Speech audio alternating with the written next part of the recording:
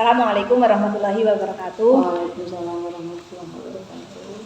Bu Ima dan Bu Heni yang saya hormati, terima kasih atas waktunya. Di sini saya akan menyampaikan kegiatan saya kaitannya dengan guru penggerak, yaitu saya itu akan melaksanakan kegiatan aksi nyata untuk budaya positif.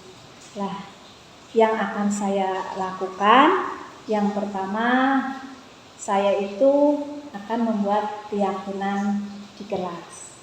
Kemudian yang keduanya saya akan mensosialisasikan atau berbagi pengalaman dengan teman guru sejawat, minimal itu 10 orang. Kepada Bu Heni dan Bu Ima, mohon diberi masukannya kira-kira itu kapan untuk bisa saya itu mensosialisasikan tentang budaya positif kepada teman-teman.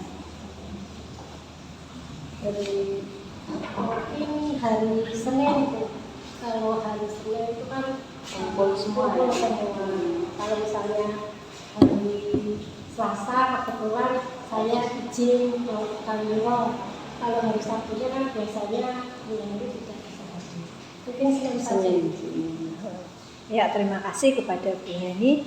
Berarti kita bisa melakukan untuk hari Senin ya. Karena ya memang kalau hari Senin itu semua ada di sekolah. Kalau dari Bu Ima, iya, menurut saya juga Senin pasnya ya. Kalau hari Selasa juga sering latihan untuk ranting sekarang ya, masih pas ada kegiatan lomba ranting yang akan diadakan tanggal 17 Jalan Sehat dan lomba estafet sarung juga. Selasa juga nggak bisa, ini Senin, tetap Senin. Ya, terima kasih. Berarti kita fikirkan saja untuk kegiatan itu kita mengambil hari Senin tanggal 14 November 2022. Terima kasih kepada Bu Heni dan Bu Ima yang telah menyerahkan waktunya untuk kegiatan ini atau untuk bermusyawarah apa yang akan saya lakukan. Sekali lagi terima kasih. Tentunya saya selama mengikuti kegiatan guru penggerak banyak merepotkan Bu Ima dan Bu Heni. Kiranya hanya itu yang bisa kita musyawarahkan pada kali ini. Saya akhiri. Wassalamualaikum warahmatullahi wabarakatuh. Waalaikumsalam warahmatullahi wabarakatuh. Assalamualaikum warahmatullahi wabarakatuh. Waalaikumsalam warahmatullahi wabarakatuh. Salam dan bahagia. Bapak Ibu yang saya hormati,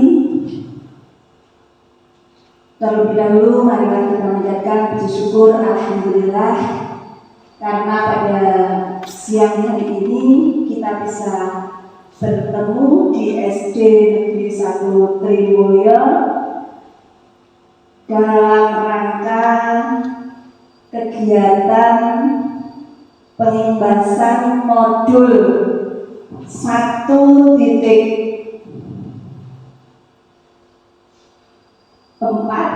yaitu tentang budaya positif. Salawat dan salam marilah kita curahkan kepada junjungan kita Nabi Muhammad Sallallahu Alaihi Wasallam yang kita nanti-nantikan syafaatnya di yaumul qiyamah. Allahumma amin.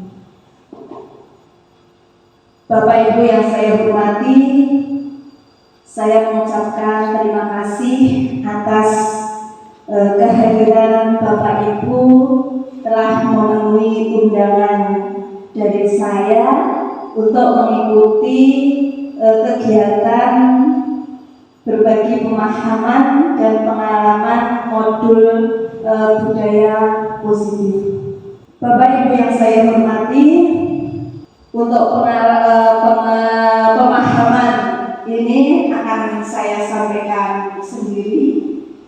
CGP Angkatan ke-6 dari Kabupaten Wonosobo. Bapak Ibu yang saya hormati, sebelum kita ke materi, saya mempunyai pertanyaan pemantik. Nanti Bapak Ibu hanya menjawab setuju atau tidak setuju, dan jawaban itu disimpan saja dalam hati. Yang pertama, hukuman dapat mendisiplinkan anak. Kemudian yang kedua, pemberian hukuman dengan hal positif seperti membaca atau membersihkan halaman sekolah dapat meningkatkan disiplin positif. Kemudian yang ketiga, memberi penghargaan dapat meningkatkan motivasi belajar anak. Sudah dijawab Bapak Ibu? Sudah. Oke, terima kasih. Disimpan saja dalam hati. Kemudian untuk topik hari ini yang akan saya sampaikan tentang budaya positif, yang pertama yaitu paradigma baru pendidikan. Kemudian yang kedua budaya positif, 3 disiplin positif dan nilai-nilai kebajikan universal, 4 teori motivasi, hukuman dan penghargaan, kemudian restitusi. Yang kelima keyakinan kelas, 6 kebutuhan dasar manusia dan dunia berkualitas, 7 restitusi yaitu tentang 5 posisi kontrol, 8 tentang segitiga restitusi, kemudian yang terakhir pengalaman aksi nyata yang telah saya lakukan di kelas. Bapak Ibu yang saya hormati, kalau melihat dari tadi topiknya itu budaya positif ya, budaya positif. Sekarang saya mau menanyakan kepada Bapak Ibu, apa sih budaya itu? Ada yang tahu Bapak Ibu? Apa budaya itu? Kemudian sebetulnya budaya itu sudah sering kali atau hampir setiap hari itu kita lakukan. Budaya itu sama saja dengan kebiasaan, ya? Kebiasaan. Kemudian positif itu sama saja dengan baik. Jadi budaya positif itu kebiasaan-kebiasaan yang baik yang sudah dilakukan oleh masyarakat secara umum. Kalau kita sebagai guru berarti di sekolah, itu budaya positif. Nah, menurut Ki Hajar Dewantara, itu budaya positif merupakan kebiasaan mengimplementasikan nilai-nilai kebajikan di suatu lingkungan yang timbul karena disiplin positif. Nah, ini disiplin positif itu dimotivasi oleh diri sendiri atau motivasi intrinsik, bukan karena motivasi eksplisit atau dari luar. Kemudian latar belakang mengapa budaya positif itu penting? Mengapa budaya positif itu penting? Karena jika suasana positif, maka nanti kondisi pembelajaran itu akan kondusif pula. Sehingga untuk membangun budaya yang positif, maka sekolah itu perlu menyediakan lingkungan yang positif, kemudian aman, nyaman, agar apa? Yaitu tentunya agar murid-murid mampu berpikir, kemudian bertindak secara kritis. Kemudian siapa sih yang mempengaruhi baik buruknya anak? Nah, baik buruknya anak itu dipengaruhi oleh 3 tempat, atau kalau menurut Ki Hajar Dewantara itu yaitu pada tripusat pendidikan, yaitu di dalam keluarga, kemudian di sekolah, dan di lingkungan. Nah, mari Bapak Ibu kita pelajari untuk perubahan paradigma. Mari kita praktekkan. Kita seolah-olah punya sesuatu yang sangat rahasia, kemudian kita pegang erat-erat pada tangan kita. Lah, tiba-tiba ada teman kita yang datang ingin mengetahui apa yang ada di dalam genggaman kita. Tentunya, mari Bapak Ibu kita praktekkan bersama-sama. Kita genggam erat-erat, seolah-olah di tangan kita itu ada sesuatu yang sangat rahasia. Tentunya kita akan mempertahankan. Nah, sekarang pertanyaannya, kapan Bapak Ibu itu akan melepaskan genggaman tangan kita? Coba Bapak Ibu, kapan kita akan melepaskan genggaman tangan kita? Bagaimana Pak Haryati? Kapan kita akan melepaskan genggaman tangan kita?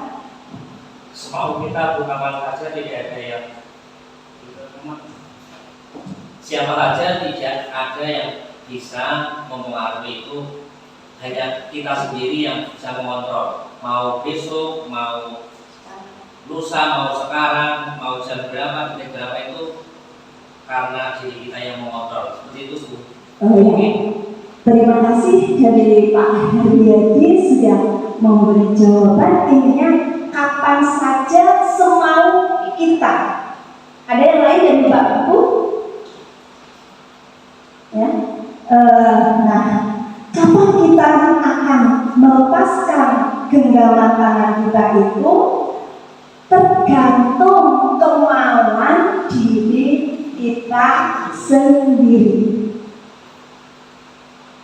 Tidak ada yang bisa merayu, tidak ada yang bisa mempengaruhi, ya? Tidak ada yang bisa mempengaruhi. Semua kontrol ada pada diri kita.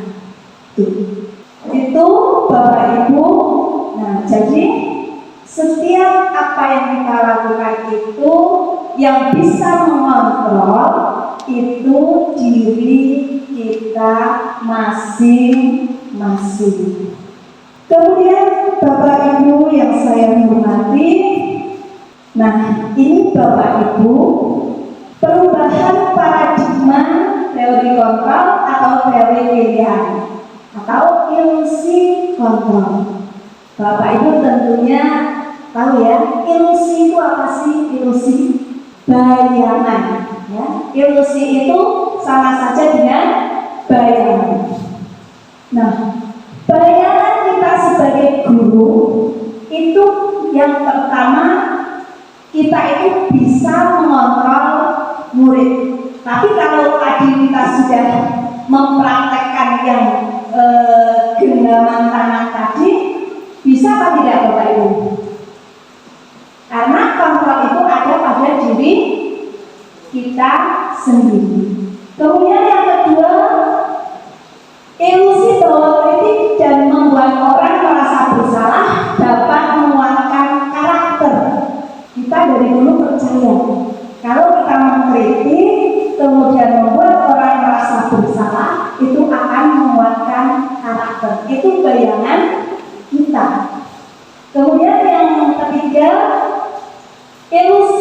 bahwa semua penguatan positif efektif dan bermanfaat.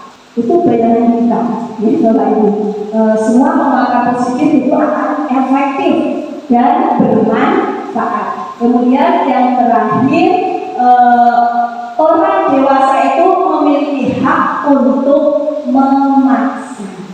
Kita sering sekali di dalam pembelajaran kita masih memaksakan kepada anak-anak. Nah itu ya Bapak Ibu, perubahan paradigma teori kontrol atau teori pilihan. Sekarang Bapak Ibu, sesungguhnya itu siapa yang memiliki kontrol? Itu mari kita pahami bersama-sama. Kalau dulu kita beranggapan kita mencoba itu bisa mengubah orang agar berpandangan sama dengan kita. Kadang-kadang kita mengharapkan agar orang lain itu sama pandangannya dengan kita. Tetapi dalam teori kontrol, kita itu hanya bisa berusaha memahami pandangan orang lain tentang dunia. Hanya bisa memahami saja. Kemudian yang kedua, perilaku buruk dilihat sebagai suatu kesalahan. Nah sekarang kita mulai berubah bahwa semua perilaku itu memiliki tujuan. Baik itu perilaku positif maupun perilaku negatif, ya, itu semua memiliki tujuan. Kemudian yang ketiga, kita beranggapan bahwa orang lain itu bisa mengontrol saya. Padahal kenyataannya hanya diri kita saja yang bisa mengontrolnya. Apapun pengaruh dari orang lain, kalau kita tidak mau, ya tetap tidak. Kemudian yang selanjutnya, pemaksaan ada pada saat bujukan gagal. Nah sekarang harapannya kolaborasi dan konsensus itu akan menciptakan pilihan-pilihan baru. Kemudian yang terakhir, modal berpikir menang atau kalah. Dulu kita sering-sering menang atau kalah. Dan sekarang kita harus berubah model berpikirnya itu menang.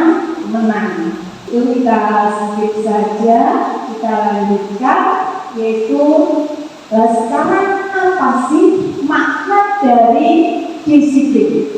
Ya, makna dari disiplin. Dalam sehari-hari kita sering sekali disiplin itu kita kaitkan dengan tata tertib, kemudian peraturan, kepatuhan. Ya Pak tidak Bapak Ibu? Padahal sebenarnya ya disiplin itu kalau dilihat dari asal bahasanya yaitu dari bahasa Latin disiplina yang artinya belajar. Ya, disiplin itu sebetulnya adalah belajar. Tapi ya dalam budaya kita makna disiplin itu telah berubah menjadi sesuatu yang dilakukan oleh seseorang pada orang lain untuk mendapatkan kepatuhan. Nah, kecenderungan umum adalah berhubungan kata disiplin dengan ketidaknyamanan. Ya, itu ketidaknyamanan. Bukan dengan apa yang kita hargai atau pencapaian suatu tujuan yang mulia. Itu untuk makna dari disiplin. Nah kemudian sebetulnya disiplin itu membuat orang menggali potensinya menuju sebuah tujuan. Ya, apa yang dia hargai, bukan merupakan hukuman. Ya. Kemudian kita lanjutkan. Nah, disiplin positif itu bisa berlandaskan nilai-nilai kebajikan universal. Dalam PMM, Bapak Ibu tentunya sudah mempelajari tentang nilai-nilai kebajikan universal. Apa sih sebenarnya nilai-nilai kebajikan? Nah, nilai-nilai kebajikan itu adalah sifat-sifat positif manusia yang merupakan tujuan mulia yang ingin dicapai setiap individu. Itu tidak memandang dari bahasa, suku, agama maupun latar belakang. Nah, ini kaitannya dengan kurikulum merdeka, ya, kaitannya dengan kurikulum merdeka. Nilai-nilai kebajikan yang ingin dicapai oleh setiap anak Indonesia kita kenal dengan profil pelajar Pancasila. Di antaranya itu ada 6 dimensi ya profil pelajar Pancasila. Yang pertama, beriman bertakwa kepada Tuhan Yang Maha Esa dan berakhlak mulia. Kemudian mandiri, bernalar kritis, berkebinekaan global, bergotong royong, dan kreatif. Nah, misalnya kejujuran itu juga masuk pada berakhlak mulia, ya. Kejujuran itu masuknya ke berakhlak mulia. Kita meyakini kalau kejujuran itu adalah baik. Kemudian Bapak Ibu yang saya hormati, kita ke materi selanjutnya yaitu tentang teori motivasi, hubungan dan penghargaan, kemudian restitusi. Teori motivasi perilaku manusia itu ada 2, yaitu eksternal dan internal. Kalau yang eksternal itu dari luar, motivasi dari luar, ya, kemudian internal dari diri sendiri. Nah, itu untuk motivasi eksternal yang pertama, menghindari ketidaknyamanan atau hukuman. Ya, apa yang akan terjadi apabila saya tidak melakukannya? Ini bisa dicontohkan begini Bapak Ibu. Anak yang melakukan sesuatu itu hanya untuk menghindari hukuman, ya, hanya untuk menghindari hukuman. Misalnya, ketika anak tidak datang, anak datang tepat waktu itu hanya untuk menghindari hukuman. Itu kan berarti motivasi dari luar, ya. Kemudian yang kedua, untuk mendapatkan imbalan dari orang lain. Misalnya, anak itu datang pagi-pagi atau lebih awal dari temannya itu hanya untuk mendapatkan pujian dari bapak atau ibu guru. Berarti kan motivasinya dari luar. Kemudian, kalau yang motivasinya internal, itu tujuannya adalah disiplin positif, yaitu yang menjadi tujuan dari disiplin positif, yaitu bagaimana anak itu melaksanakan kegiatan atau sesuatu itu yang didorong dari motivasi diri anak itu sendiri. Tidak ada karena menghindari hukuman atau hanya untuk mendapatkan imbalan. Itu Bapak Ibu untuk teori motivasi perilaku manusia. Jadi kita harus menanamkan pada anak itu untuk disiplin positifnya, yaitu yang motivasi dari diri anak, sehingga anak itu ketika melakukan yang memang betul-betul dorongan dari anak sendiri. Kemudian bagaimana agar peserta didik itu bisa melakukan motivasi dari diri anak tersebut, ya, kita harus memberikan kemerdekaan kepada anak, ya.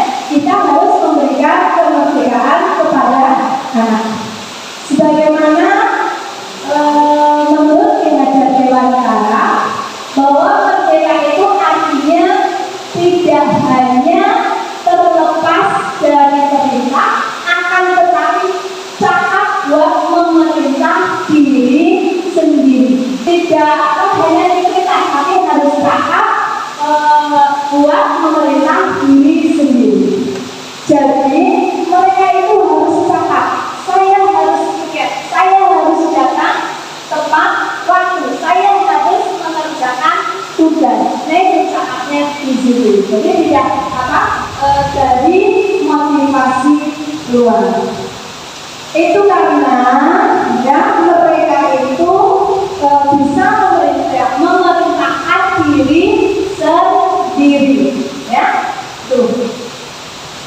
Kemudian Ki Hajar Dewantara juga menyatakan bahwa untuk mencapai kemerdekaan atau dalam konteks pendidikan, kita saat ini yaitu menciptakan murid yang merdeka. Syarat utamanya apa? Yaitu disiplin yang kuat, ya.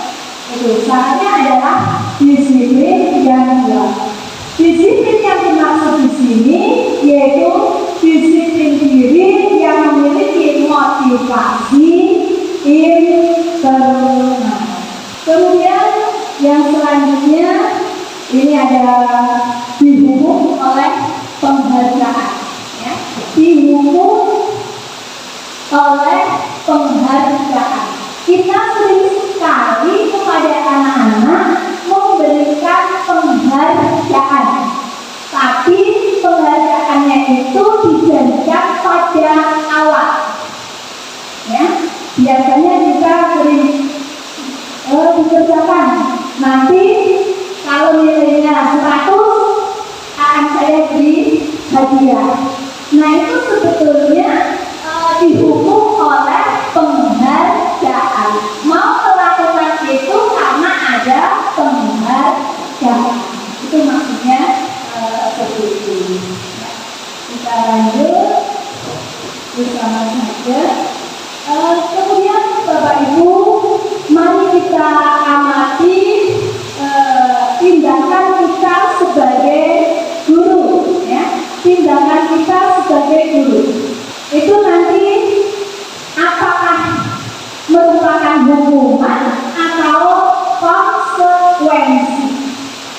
Misalnya yang pertama, mencatat 100 kali di dalam buku sebuah kalimat, saya tidak akan terlambat lagi, karena itu masalahnya terlambat sekolah. Hukuman atau konsekuensi, Bapak Ibu? Hukuman, ya. Kemudian tadi memiliki lapangan basket 2 kali karena terlambat hadir, sama, ya. Kemudian diminta untuk push up 15 kali, sama, ya. Kemudian sekarang kita lihat yang keempat, menggantikan kertas tugas teman yang telah dicoret ke konsekuensi. Mengapa? Karena mencoret-coret punya teman itu memang konsekuensinya ya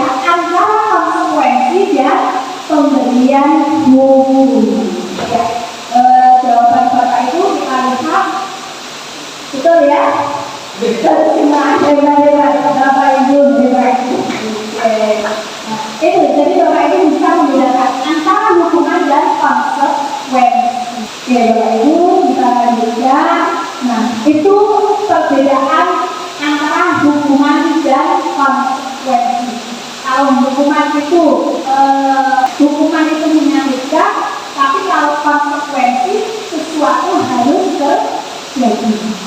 Kemudian hukuman membuat anak sakit untuk jangka waktu lama. Kemudian kalau konsekuensi membuat anak merasa tidak nyaman dalam jangka waktu yang pendek. Merasa tidak nyaman sendiri karena telah melakukan sesuatu atau kesalahan.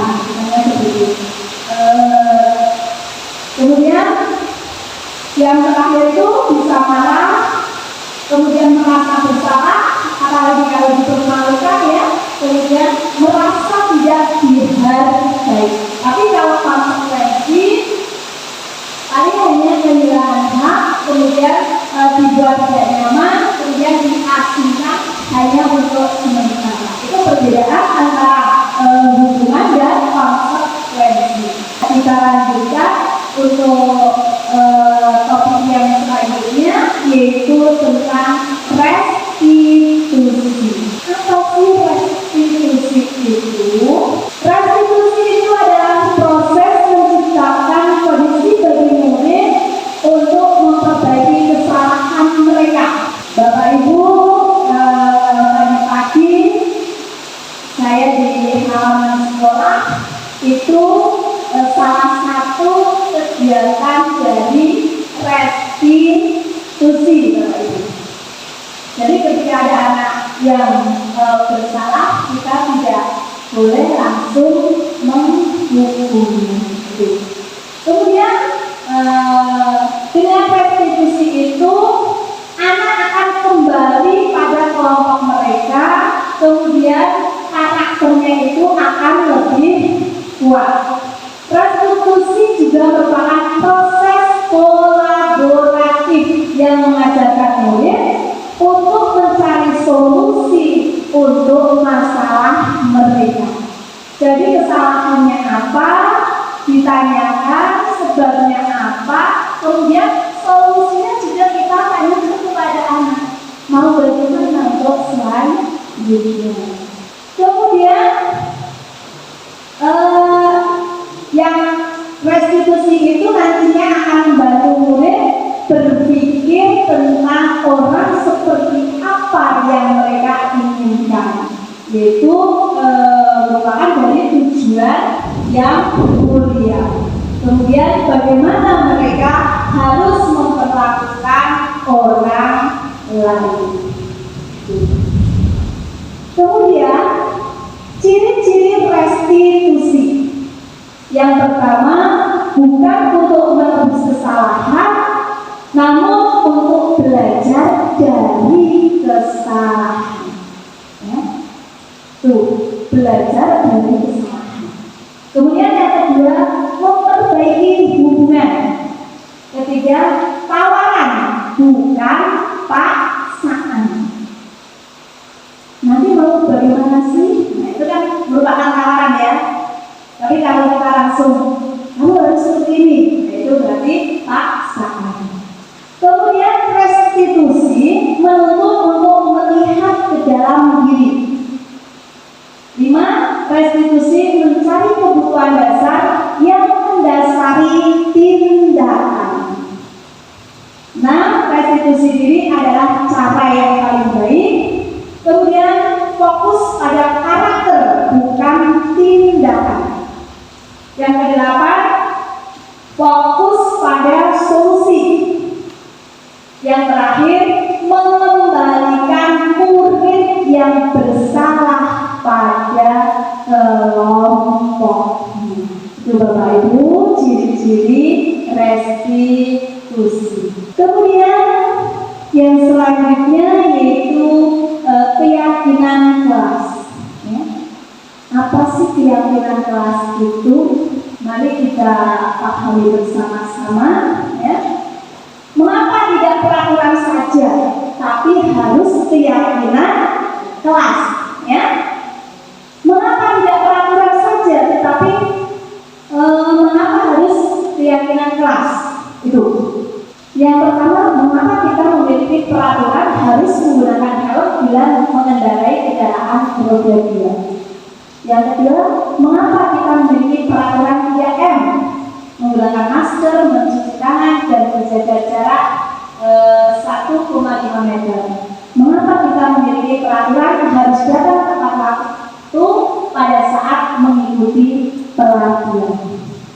Nah, untuk mendukung motivasi intrinsik, kita akan kembali ke nilai-nilai atau keyakinan-keyakinan, yaitu lebih menggerakkan seseorang dibandingkan mengikuti serangkaian peraturan. Yaitu kembali ke motivasi intrinsik. Lalu nomor 1 kita menggunakan helm. Kalau motivasinya hanya eksternal, hanya karena nanti ditilang polisi, nah, itu berarti belum memiliki keyakinan pada diri kita. Padahal kalau kita memakai helm, kita yakin itu akan melindungi diri kita. Kemudian begitu juga untuk yang kedua. Tuh Bapak Ibu ya, beda ya antara peraturan dan keyakinan. Tuh Bapak Ibu kaitannya tadi peraturan, kemudian keyakinan kelas, kemudian lingkungan positif dan budaya positif. Nah, selama ini yang kita lakukan di dalam kelas itu adalah membuat peraturan, belum keyakinan. Itu. Padahal kalau keyakinan kita buat, maka lingkungan atau di dalam kelas kita akan menjadi kondusif atau positif, yang akhirnya akan menanamkan budaya positif. Bapak Ibu, mari kita lihat mana yang merupakan keyakinan kelas, kemudian mana yang merupakan peraturan kelas. Yang hijau, datang tepat waktu mengucapkan salam, menjaga kebersihan sekolah, berdoa sebelum dan sesudah kegiatan. Yang keempat, aktif dalam pembelajaran, 5 tertib. Nah, itu kalau yang sebelahnya kami guru dan murid yang saling menyayangi. Yang kedua, kami murid yang semangat belajar. Yang ketiga, kami murid yang peduli dengan teman-teman. Yang keyakinan yang mana, yang peraturan yang mana? Ya, kalau kita itu lihat yang merupakan keyakinan itu yang kami guru dan murid yang saling menyayangi. Yang kemudian yang kedua, kata kuncinya adalah semangat. Yang ketiga, kata kuncinya peduli. Itu yang termasuk keyakinan kelas. Oke, kita sebut saja. Nah ini Bapak Ibu, ada peraturan, kemudian keyakinan kelasnya itu apa? Itu yang sebelah sini contoh peraturan kelas. Selalu kembalikan buku ke tempatnya. Keyakinan kelasnya apa? Kalau anak-anak itu setelah menggunakan barang yang ada di kelas kemudian mengembalikan ke tempatnya, keyakinannya apa? Apa Pak Nana? Belum. Ya. Ini tentunya kalau selalu mengembalikan buku ke tempatnya berarti anak itu akan tanggung jawab. Ya, tanggung jawab. Kemudian dilarang mengganggu orang lain. Dilarang mengganggu orang lain. Berarti kan keyakinan kelasnya apa? Tidak mengganggu orang lain. Peduli atau kasih sayang. Kasih sayang, menghargai atau kasih sayangnya. Kemudian hadir di sekolah 15 menit sebelum pembelajaran dimulai. Disiplin, tanggung jawab, kemudian apa lagi? Komitmen ya. Kemudian dilarang melakukan kekerasan. Dilarang melakukan kekerasan. Itu kaitannya dengan keselamatan ya. Itu kaitannya dengan keselamatan. Kemudian bawahnya dilarang menggunakan narkoba. Itu juga termasuk keyakinan kelasnya itu adalah kesehatan. Kemudian bergantian atau menunggu giliran, antri. Bisa sabar, kemudian bisa juga sama saja bisa menghargai ya, menghargai ya, bisa menghargai. Kita sudah bisa. Iya, itu bagus. Kemudian kita menggunakan masker itu kaitannya dengan kesehatan. Jangan berlari di kelas atau koridor. Keselamatan. Oke, kita lihat Bapak Ibu itu ya peraturan, kemudian keyakinan kelasnya. Betul semua ya Bapak Ibu ya? Apa yang tadi Bapak Ibu jawab itu sudah betul semua, berarti Bapak Ibu sudah paham antara peraturan dan keyakinan Oke. Kemudian Bapak Ibu setelah kita mengetahui memahami tentang keyakinan kelas, nah sekarang saya bertanya, mengapa anak-anak itu sering melakukan pelanggaran? Ya, mengapa anak-anak itu sering melakukan pelanggaran? Apa ya? Kira-kira apa ya? Mengapa anak-anak itu sering melakukan pelanggaran? Meniru. Meniru gurunya. Oke. Ada meniru gurunya. Ada lagi? Mungkin caper kali ya. Iya. Minta perhatian. Ada yang caper ya. Cari perhatian ya. Nah, itu sebenarnya anak-anak itu atau semua orang itu punya kebutuhan dasar. Jika tidak bisa memenuhinya dengan cara yang baik, maka bisa memenuhi dengan cara yang negatif. Apalagi kalau anak-anak belum tahu tanggung jawab, kemudian belum tahu resiko.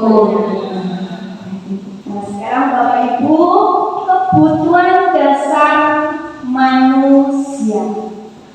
Bapak Ibu, kebutuhan dasar manusia itu ada 5. Yang pertama bertahan hidup, yang kedua kebebasan, ketiga kesenangan, 4 kasih sayang dan rasa diterima, kemudian penguasaan. Untuk bertahan hidup itu kaitannya dengan sandang, pangan, papan sudah jelas ya Bapak Ibu. Kemudian untuk yang kebebasan, anak-anak itu kadang memiliki keinginan, belum waktunya istirahat, anak-anak sudah pingin jajan. Nah itu kan pingin kebebasannya tuh. Kemudian kalau yang penguasaan itu bisa sesuatu pingin diakui. Misalnya anak itu tidak mau mengerjakan PR. Mengapa tidak mau mengerjakan PR? Ya, karena kadang-kadang tidak dikoreksi misalnya ya.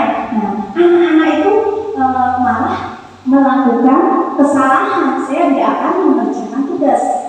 Karena saya ingin kalau saya mengerjakan tugas harus mendapatkan nilai atau diberi nilai. Itu penguasaan. Kemudian untuk yang kesenangan, mungkin anak-anak memiliki kesenangan yang di rumah itu belum terpenuhi, ya. Sehingga kadang-kadang anak di sekolah, di kelas itu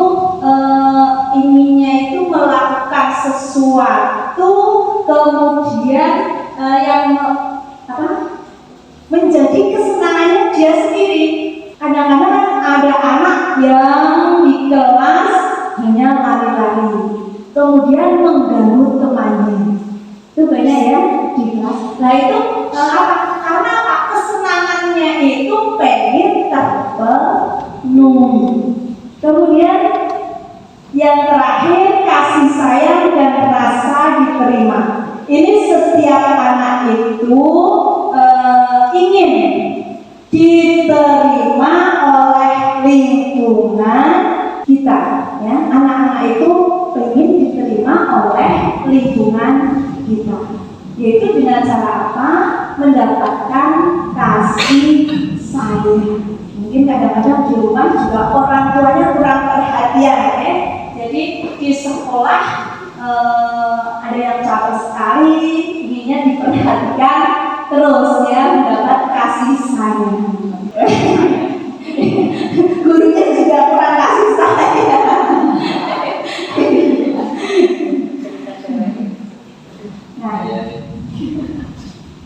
Nah itu Bapak Ibu, ya.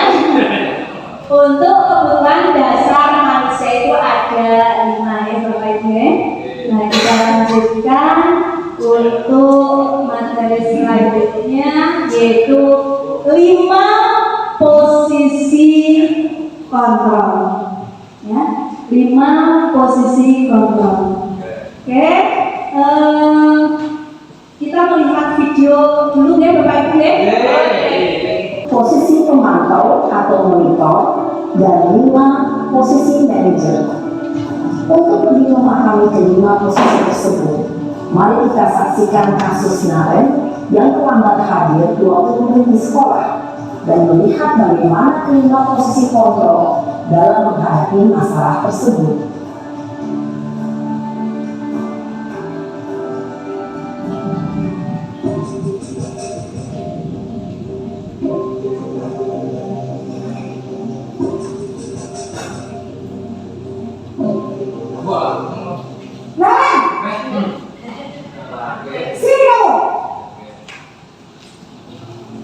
Selamat pagi Bu. Selalu terlambat. Kamu deh pasti terlambat. Maaf Bu, saya Apa? Apa coba? Alasan kamu apa lagi? Kapan sih kamu tidak terlambat? Malas sekali ya kamu jadi anak. saya Dasar pemalas. Gak kapok-kapok sih kamu. Sudah berapa kali terlambat? Sana, kamu keliling lapangan basket 2 kali. kenapa saya harus keliling lapangan basket Bu? Kenapa? Kamu malah ibu. Berani-beraninya jawab. Sudah terlambat, masih berani jawab pula. Sekarang, keliling lapangan basket 5 kali sekalian. Biar kapok. Cepat. Pergi sana lapangan basket. Posisi penghukum biasanya berbicara dengan nada tinggi, menghabis, menunjuk-nunjuk, menyakiti, dan menyindir. Hukuman bisa berupa fisik maupun psikis. Ibu dan bapak guru hebat. Dampak yang terjadi pada murid ketika guru berada pada posisi penghukum adalah murid cenderung akan memberontak, bahkan menyimpan dendam.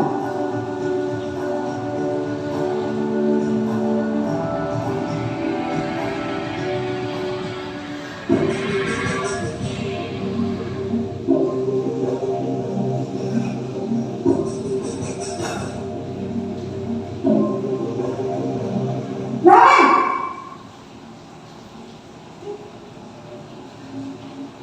Selamat pagi Bu. Naren. Kamu kenapa terlambat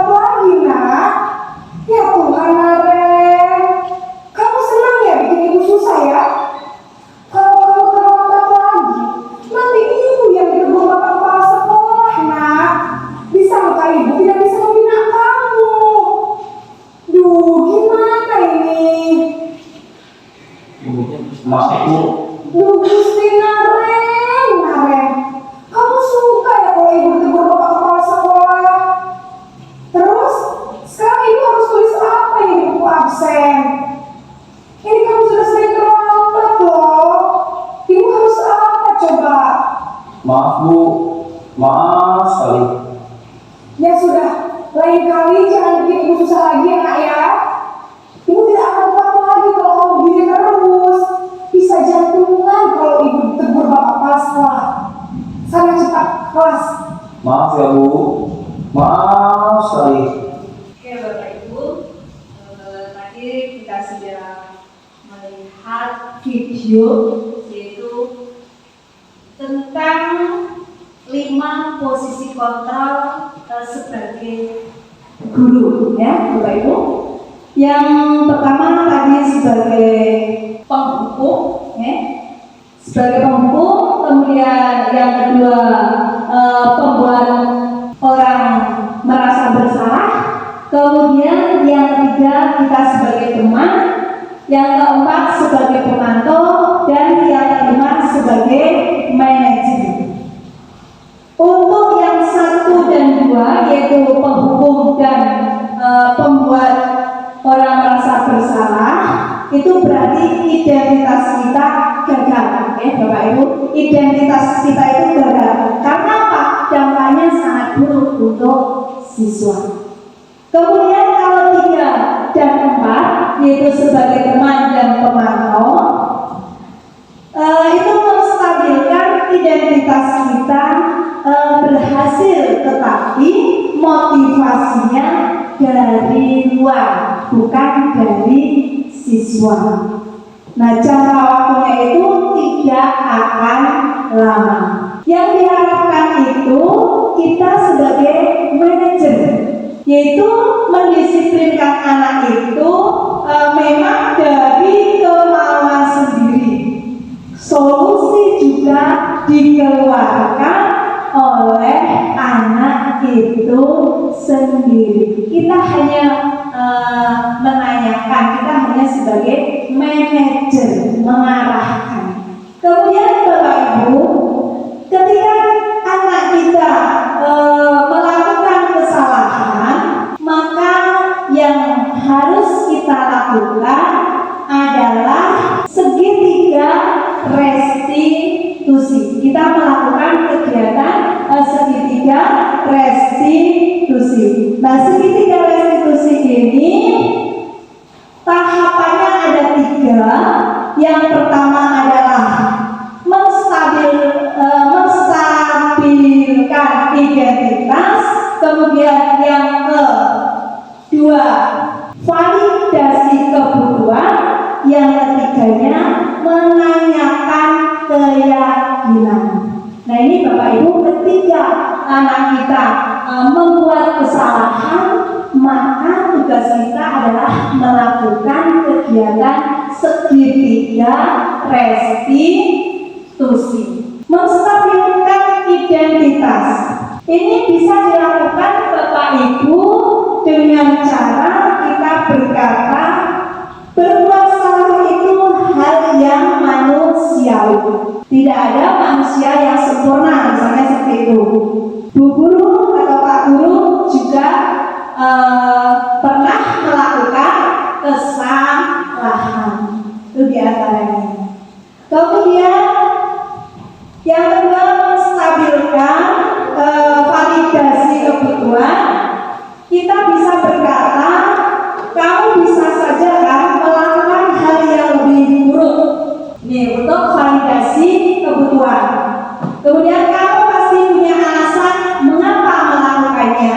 Apa yang penting bagi kamu? Itu pada tahap validasi kebutuhan. Kemudian untuk yang ketiga, menanyakan keyakinan. Nah, ini menanyakan keyakinan. Seharusnya di dalam kelas itu kita sudah membuat keyakinan kelas. Ketika anak melakukan kesalahan, kita tanyakan keyakinan apa yang kamu langgar. Bertentangan dengan keyakinan yang mana? Itu ya, untuk menanyakan keyakinan. Kemudian kelas yang ideal itu seperti apa sih? Itu juga bisa ditanyakan seperti itu.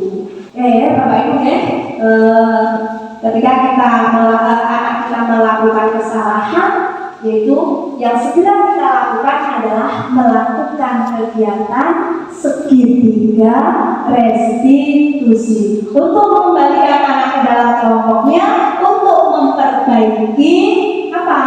Anak tersebut agar tidak mengulangi kesalahan lagi. Oke, Bapak Ibu, itu materi yang sudah bisa saya sampaikan. Kemudian yang selanjutnya ini contoh kegiatan yang sudah saya lakukan di kelas, yaitu dengan membuat keyakinan kelas. Nah, langkah-langkah membuat keyakinan kelas, kita menanyakan kepada siswa kelas yang bagaimana yang dimimpikan oleh siswa, ya. Kelas yang bagaimana yang kalian mimpikan, ya. Itu. Kemudian nanti anak-anak bisa menjawab kelas yang tidak ramai, kelas yang bertanggung jawab, kemudian kelas yang tidak berisik. Karena apa? Kadang-kadang anak itu ada yang suka belajar dengan suasana tenang. Nah, ini kaitannya dengan IKM, ya Bapak Ibu ya.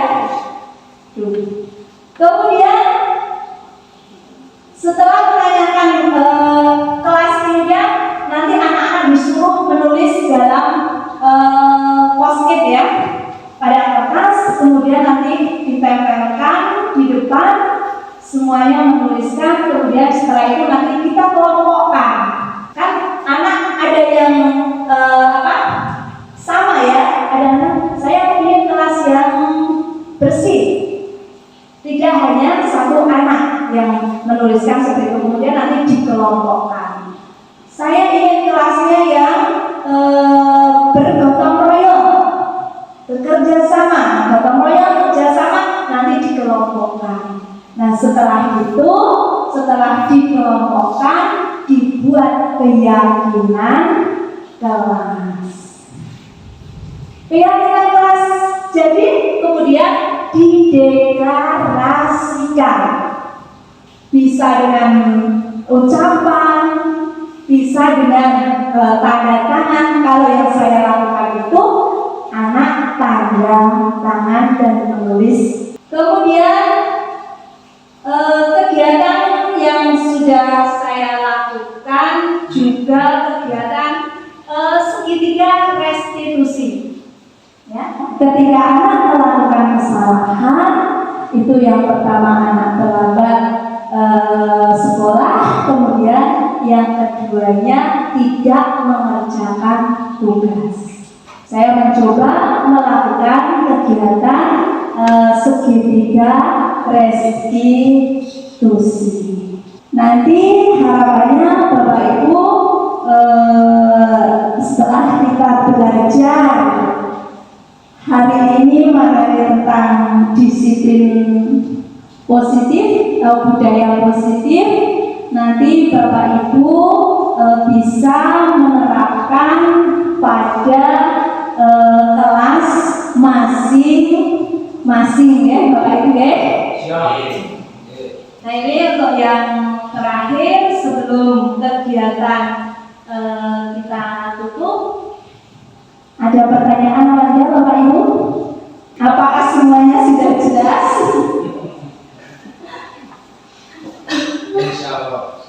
Insya Allah. Terima kasih. Kalau tidak ada pertanyaan, mari sebelum kita tutup kegiatan ini, kita melakukan refleksi, ya. Hal baru apa yang mengubah paradigma saya yang saya dapatkan? Mungkin dari salah satu Bapak Ibu ada yang bisa menyampaikan hal baru apa yang mengubah paradigma saya yang saya dapatkan. Mungkin Pak Wahyu, Bu Ira, atau Pak Nana bisa, ya? Pak Aga, ayo Pak Haryadi, bisa ya Pak Haryadi? Iya, saya coba, tapi ini masih bersama mewakili Pak Aga malu-malu orangnya. Hal baru apa ini untuk menjawab pertanyaan yang pertama ini tentang budaya positif dan disiplin positif. Ini merupakan suatu hal yang baru bagi saya, apalagi kaji tentang restitusi ya. Kemudian ternyata disiplin yang kita ketahui sebelum mengikuti sesi ini, sebelum mengikuti sesi berbagi dengan Bu Amsyah itu kan suatu yang menakutkan. Ternyata ini nanti suatu disiplin yang menyenangkan dan merupakan suatu budaya yang positif. Itu yang pertama. Budaya yang kedua, perasaan apa yang muncul dalam sesi ini kemudian mengenai makna disiplin dan motivasi intrinsik. Perasaan saya ada perasaan senang dan perasaan galau sebagai seorang guru ya. Perasaan senangnya mungkin mendapatkan ilmu yang baru, tetapi perasaan galaunya apakah betul ya kita dapat dengan mudah menerapkan disiplin positif tersebut pada anak itu seperti itu. Ya. Karena kita ketahui untuk disiplin yang negatif saja kadang anak selalu berada apakah betul ini dengan sesuatu yang disiplin positif kan menuntut kita untuk selalu tampil sabar, kemudian lemah lembut seperti itu. Padahal saya ini kan orangnya serem, pusing, kita kan harusnya kan mengubah karakter saya seperti itu. Kemudian untuk yang ketiga dan yang keempat mungkin dari bapak guru yang lain, monggo. Oke, yang lain? Oke, dari Pak Hadis. Untuk yang ketiga dan yang keempat. Oke, terima kasih kepada Pak Haryadi. Tadi untuk yang pertama ya itu sudah diutarakan. Kemudian yang kedua ada perasaan senang, ada perasaan galau ya. Galaunya itu apakah kita bisa menerapkan atau tidak. Nah, kita untuk berubah itu tidak sekaligus bisa ya Bapak Ibu ya. Tetapi kita mencoba sedikit demi sedikit. Perubahan itu tidak bisa langsung sempurna ya Bapak Ibu, tapi mari kita mencobanya. Kemudian yang ketiga, peran amal seperti apakah yang saya telah lakukan selama mengikuti modul atau pengibasan ini ya. Peran amalnya apa? Di sini tadi Pak Haryadi juga menyampaikan kalau Pak Haryadi katanya serem ya, padahal dibutuhkan lemah lembut ya. Peran kita di sini sebagai amal, kita itu disuruh, amal itu kan dari kata ngomong ya, bahasa Jawanya ya, ngomong. Nah kita di sini disuruh untuk ngomong peserta didik. Ya betul yang dikatakan Pak Haryadi, kita harus melatih kesabaran ya, melatih kita berusaha lemah lembut. Nah itu nanti kita kita terapkan, kita implementasikan sedikit demi sedikit, kita motivasi diri kita sendiri ya. Motivasi intrinsiknya itu mari kita ciptakan ya, motivasi intrinsiknya. Jangan hanya karena peraturan. Itu Bapak Ibu yang bisa saya sampaikan dari awal sampai akhir. Semoga bermanfaat. Ada kurang lebihnya saya mohon maaf. Dan saya mengucapkan terima kasih sekali kepada Bapak Ibu yang telah aktif mengikuti kegiatan ini. Saya akhiri. Wassalamualaikum warahmatullahi wabarakatuh. Assalamualaikum warahmatullahi wabarakatuh.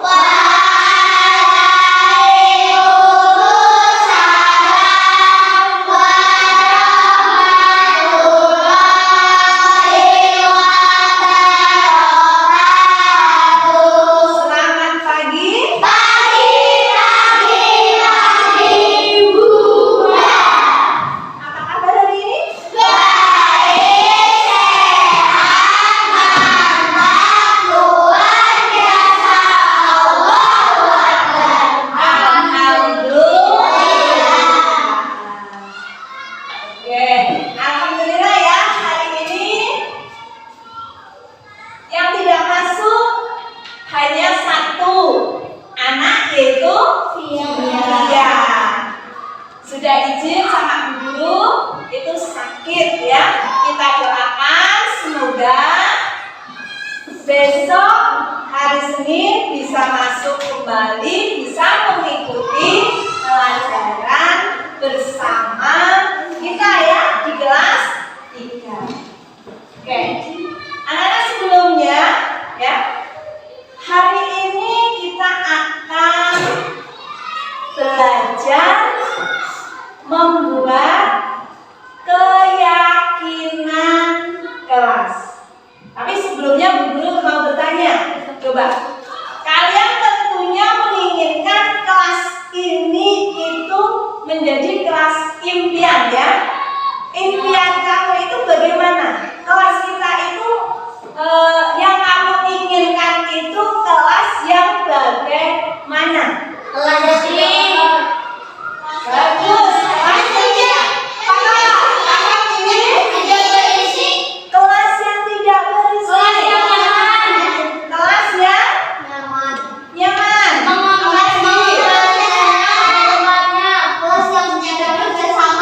Menjaga kebersihan.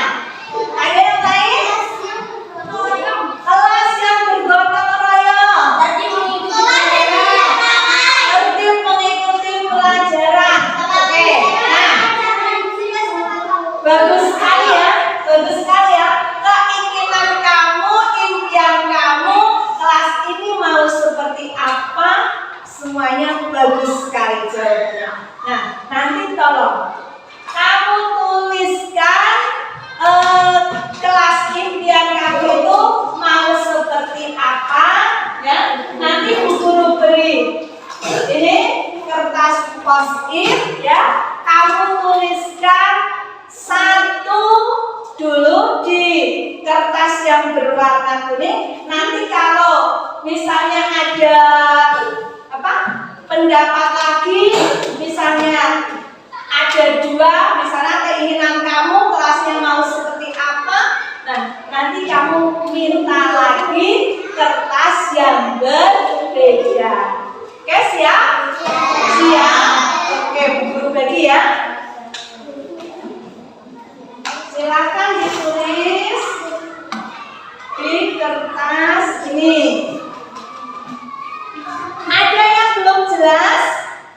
Semuanya sudah jelas ya? Ya. Oke.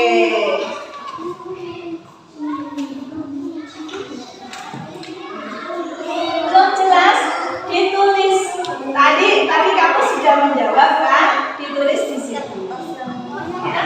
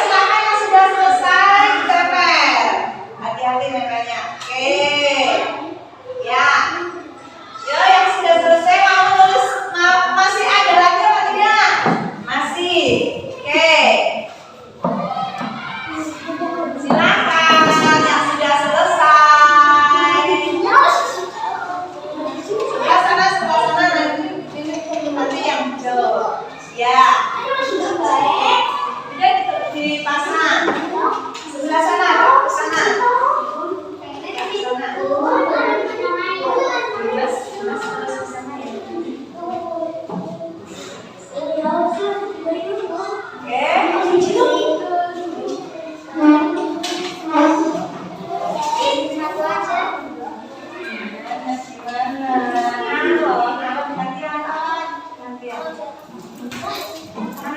Gantian satu-satu.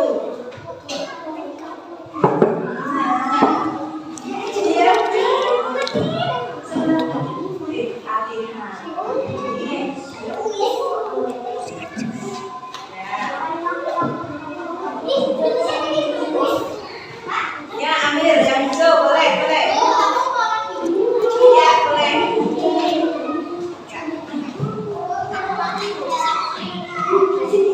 Sebelah sana lagi. Awas, sebentar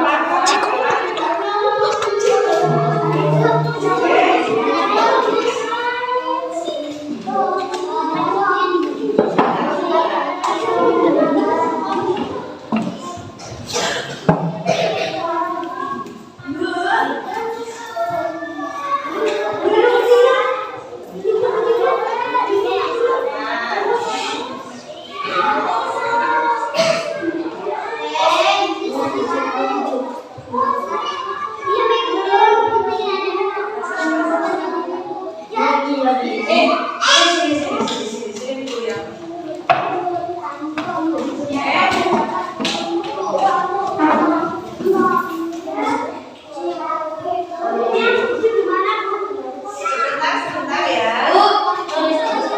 Ya, satu lagi. Ya.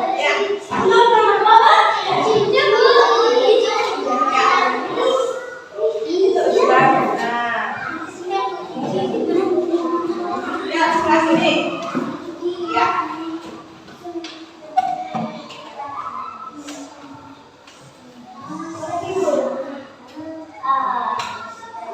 Sudahlah, sudah. Ya, sudah.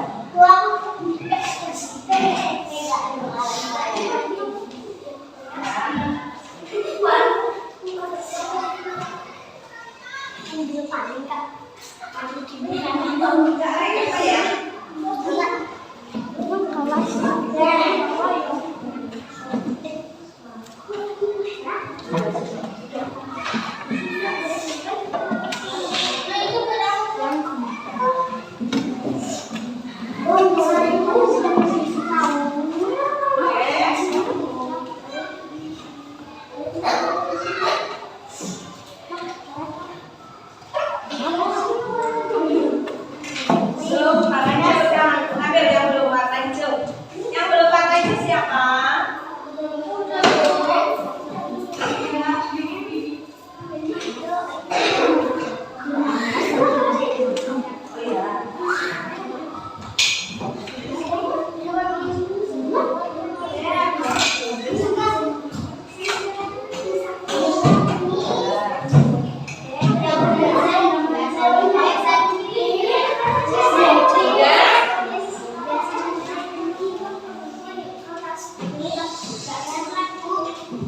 Yang nggak nempel yang mana? Terus gue yang mulai. Ya. Sudah selesai semua apa belum?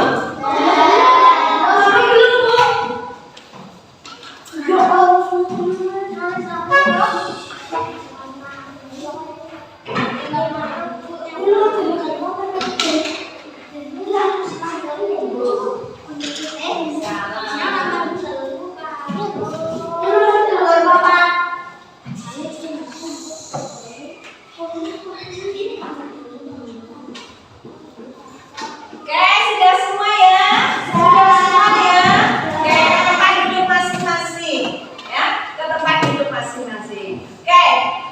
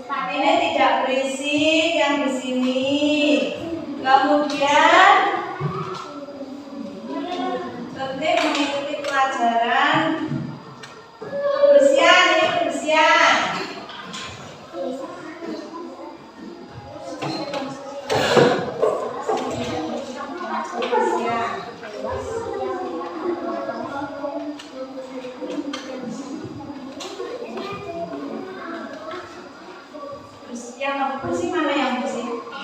Yang ini bersih. Itu kebersihan ya. Menjaga bersih dan nyaman.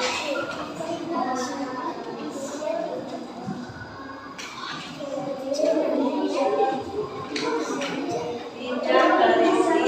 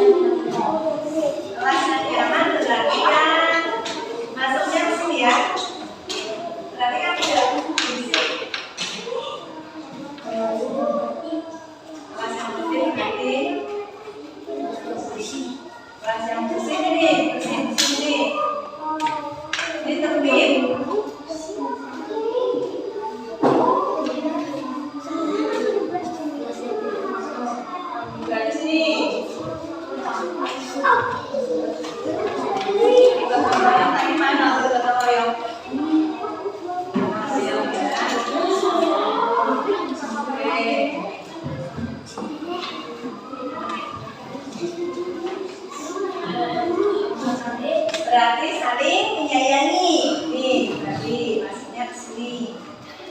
Ya. Oke. Menjaga kebersihan berarti di sini.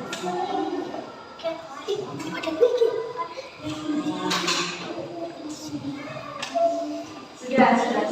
Ya. Kembali. Ya, terima kasih. Oke, terima kasih ya.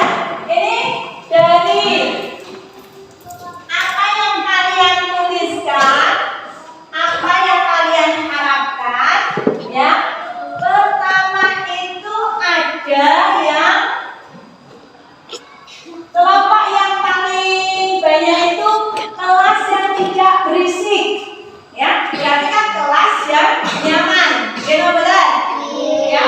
Kemudian yang keduanya menjaga kebersihan kelas.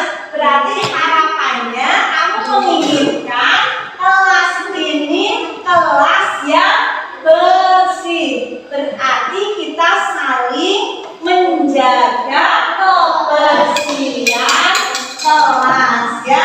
Menjaga kebersihan kelas. Kemudian ada lagi saling menghargai, baik itu kepada guru maupun kepada teman, ya. Tadi ada yang tidak bertengkar, ya, tidak saling bertengkar, itu sama saja menghargai. Kemudian tertib mengikuti pelajaran, ya. Tertib mengikuti pelajaran. Oke, nah ini yang akan kita buat keyakinan kelas. Kemudian ada lagi ya waktu, ya, tertib waktu.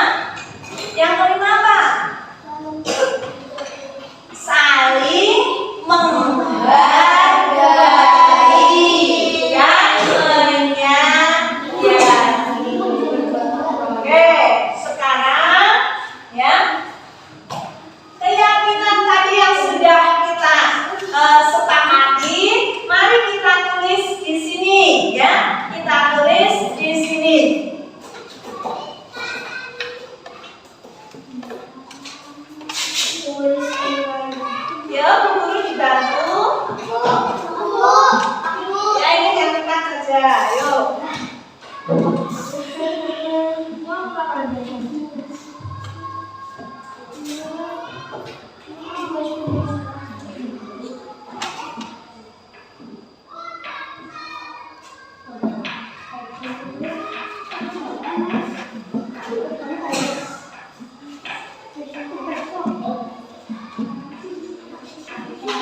Yuk kita pasang di sini.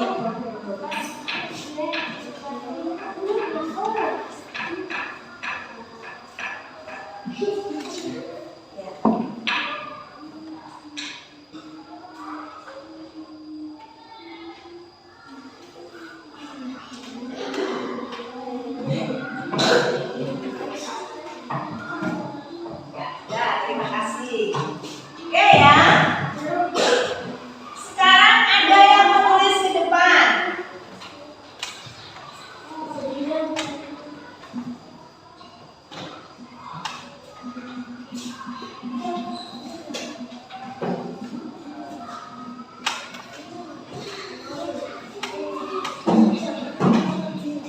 Ya, tadi yang sudah kita sepakati, ya, kita sudah sepakati, mari ditulis di depan. Ya, siapa yang mau menulis? Aku Lisa. Ya, Lisa. Oke, Lisa. Yang pertama tadi datang tepat waktu. Berarti pakai ikan saja. Oke. Ya, nomor 1. Datang tepat waktu. Kemudian yang kedua, siapa?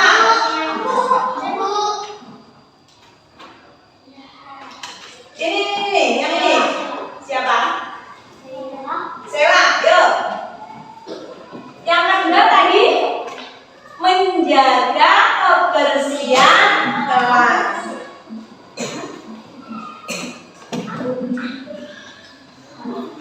Nomor 2. Nomor 3-nya mau siapa? Laki-laki. Ya, laki-laki. Itu.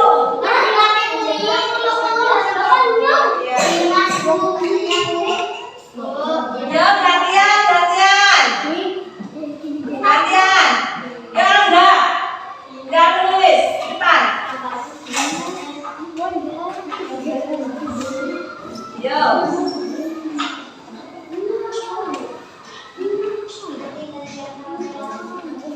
Mengembalikan barang pada tempatnya. Ya. Yang nomor 4. Cowok.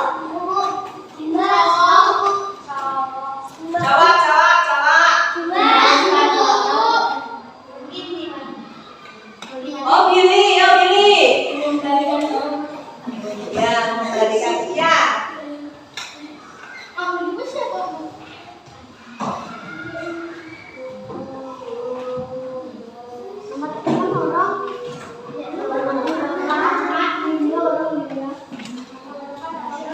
Saling menghargai. Yang besar tulisnya yang besar. Kelihatan ya?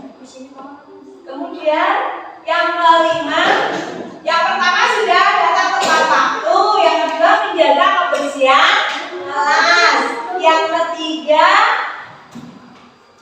apa? Mengembalikan barang pada tempatnya, yang keempat saling menghargai, kemudian yang kelima bekerja sama dan gotong royong. Yuk, mau? Ya, oke.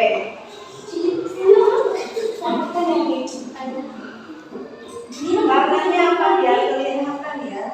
Hitam nggak? Ya, hitam. Ya, bekerja sama dan gotong. Ini tulisannya jelas. Oke.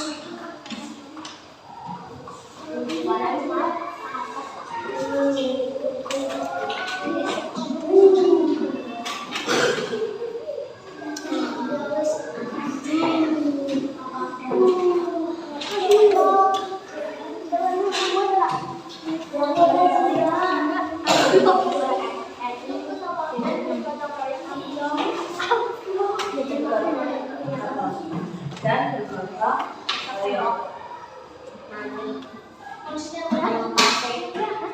Ya, kalau kita kira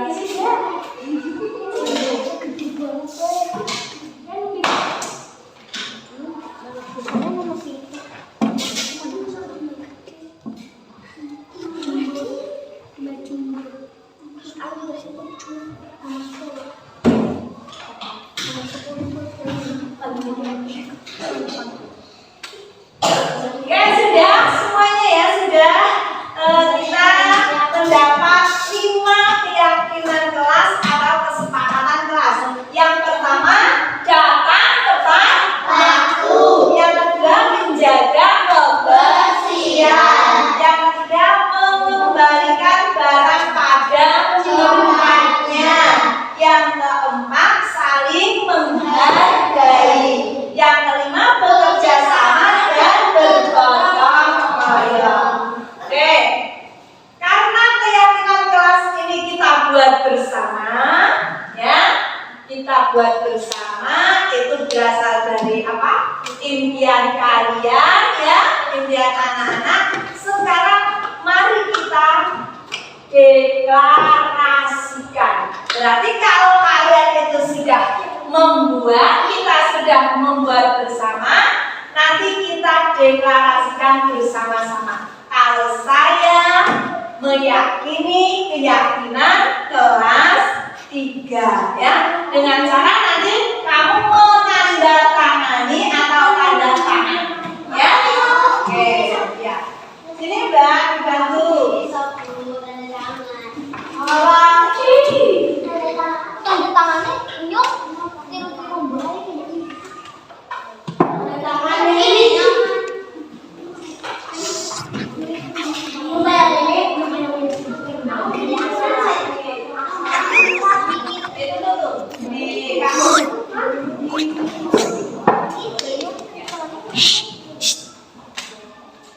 Oke ya.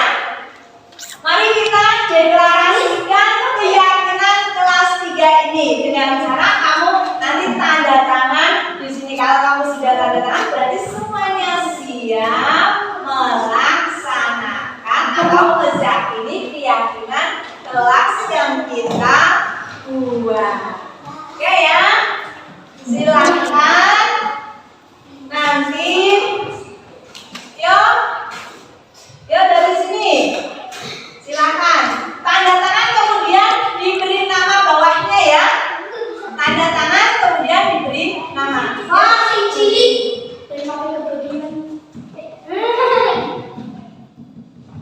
Silakan ambil warnanya.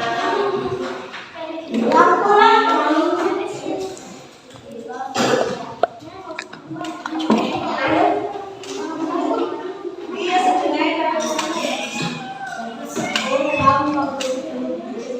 Diberi nama bawahnya ya. Yo. Maju. Ayo gantian. Yo. Oke.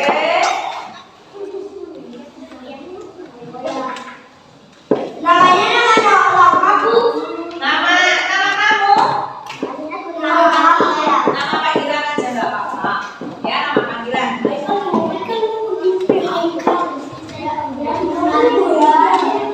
Ya lanjut.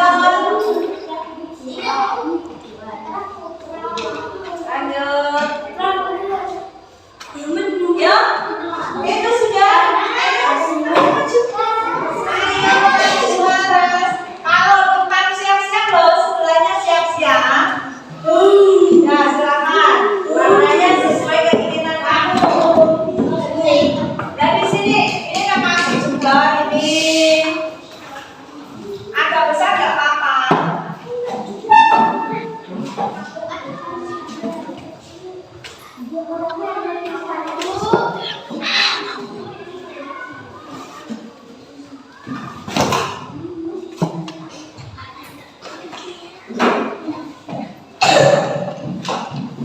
Ya, sana, sebelah sana. Ayo langsung mbak. Kalau sini sudah ke sana, sudah duduk, langsung maju. Ayo Dimas.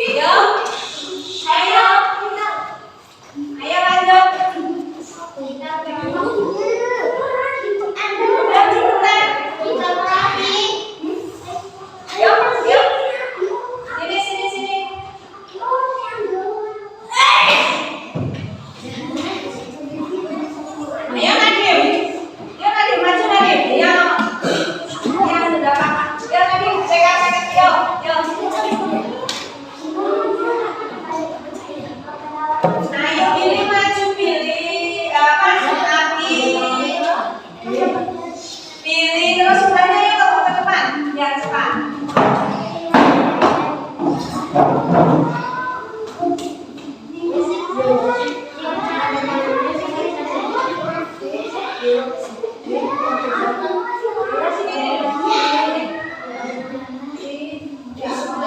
Sini kamu.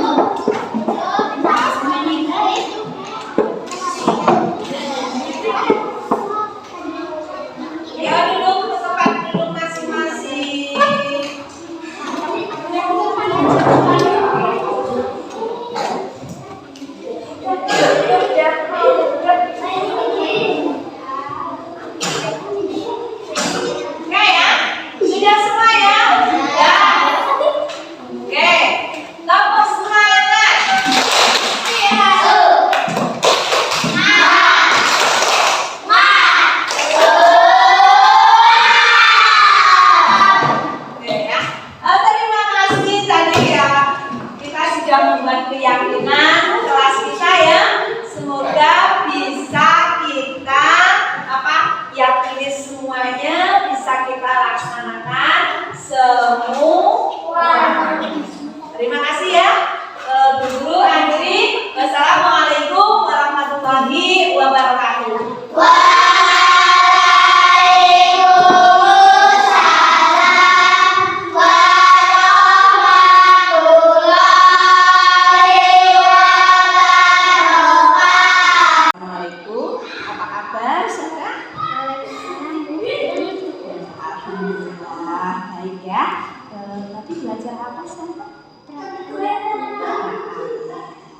Tadi senang ya belajarnya ya? Iya. Ibu ingin tahu kenapa Sarah dipanggil sama ibu? Tahu kali. Kenapa? Karena Zahra nama sekolahnya adalah dan Zahra lupa mengerjakan tugas Bu. Oh iya. Bu Guru hanya ingin ngobrol-ngobrol biasa ya. Ibu ingin tahu, tetapi Ibu tidak akan menyalahkan, hanya ingin tahu mengapa sih Sarah sering lambat, kemudian tidak tugasnya tidak selesai. Karena apa? Karena saya sepulang sekolah saya langsung bermain bersama teman-teman Bu, dan saya tidurnya larut malam Bu. Ibu yakin ya, kalau kamu melakukan kesalahan pasti ada alasannya ya, atau penyebabnya. Ibu tidak menyalahkan, tetapi hanya ingin tahu rencana solusi yang akan kita berikan. Kira-kira tahu tidak keyakinan kelas kita, Sarah? Tahu Bu. Tahu. Apa yang dilakukan Sarah itu benar apa tidak? Saya tidak Bu. Tidak ya?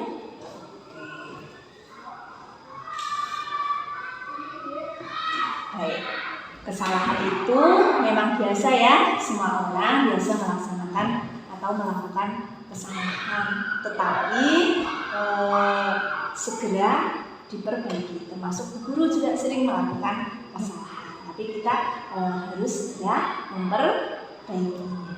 Apa rencana ke depan saya? Rencana Zahra akan ketika pulang sekolah, Zahra akan mengerjakan PR dari ibu guru dulu, dan setelah selesai mengerjakan PR saya akan bermain dan pulangnya tidak sore-sore. Setelah itu saya mandi dan tidur tepat waktu Bu. Bagaimana agar tidak telat? Berangkat sekolah lebih awal dan mengerjakan PR. Setelah pulang sekolah Tidur tepat waktu ya. Karena kalau tidak bermain pulang sekolah itu alasannya apa? Assalamualaikum Dimas. Dimas tahu mengapa dipanggil oleh Bu Guru? Tahu Bu. Coba, karena apa dipanggil sama Bu Guru? Karena membuang sampah sembarangan di kelas Bu. Ya, tahu ya, karena membuang sampah sembarangan di kelas. Ya, Bu Guru tidak akan menyalahkan siapa-siapa ya. Bu Guru hanya ingin berbincang-bincang atau bercerita mengapa tadi membuang sampah sembarangan, Dimas. Karena ini mau bermain bersama teman karena membuang sampah di teman. Karena ingin segera bermain dengan teman ya, kemudian malas membuang sampah pada tempatnya ya. Oke, ya, Bu Guru yakin kamu melakukan kesalahan pasti ada alasannya ya. Bu Guru tidak akan menyalahkan siapa yang salah, tetapi Bu Guru hanya ingin mencari solusi yang kita temukan. Kira-kira Dimas tahu tidak keyakinan kelas kita? Baik, kalau tahu. Apakah yang dilakukan Dimas tadi benar? Salah. Salah. Salah apa benar? Salah. Salah. Baik, kalau kesalahan itu biasa ya, semua orang itu pernah melakukan kesalahan, termasuk Bu Guru. Bu Guru juga pernah melakukan kesalahan, tetapi kalau kita berbuat salah, kita harus segera memperbaiki. Terus apa rencana ke depan sih Mas?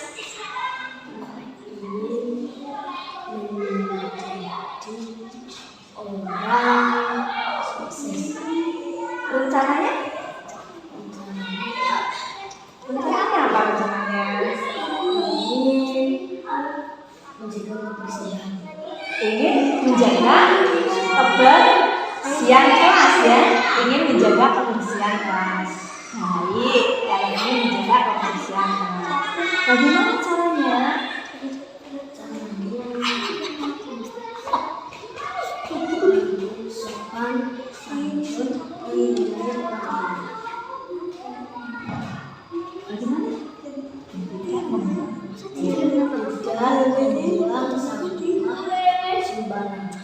Tidak membuang sampah sembarangan. Kemudian Assalamualaikum warahmatullahi wabarakatuh.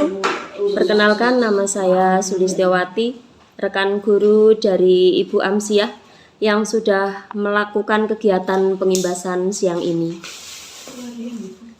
Menurut saya, kegiatan yang dilakukan Bu Amsiah sangat menarik, bagus sekali, bermanfaat dan dapat diimplementasikan. Saya sangat tertarik pada 5 posisi kontrol, yaitu yang posisi manajer yang paling menarik, karena sangat idealis untuk diterapkan pada kegiatan pembelajaran. Ketika anak-anak membuat kesalahan, mereka akan tergugah dari diri sendiri untuk memperbaikinya, bukan dari orang lain. Demikian yang bisa saya sampaikan. Terima kasih. Wassalamualaikum warahmatullahi wabarakatuh.